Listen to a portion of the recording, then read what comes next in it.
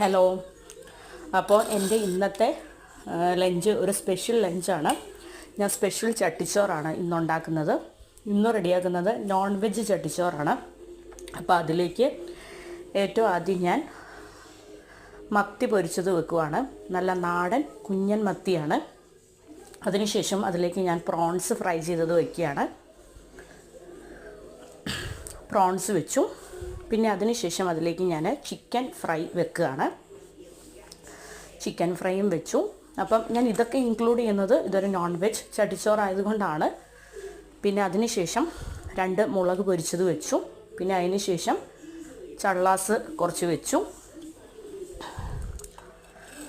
പിന്നീട് നല്ല ടേസ്റ്റി ആയിട്ടുള്ള ഇഞ്ചിക്കറി വെച്ചു. ഇതും എൻ്റെ അമ്മച്ചിയുടെ സ്പെഷ്യൽ ഇഞ്ചിക്കറിയാണ്. അതിനുശേഷം കട്ട തൈര് വെച്ചു. അപ്പോൾ താങ്ക് യു.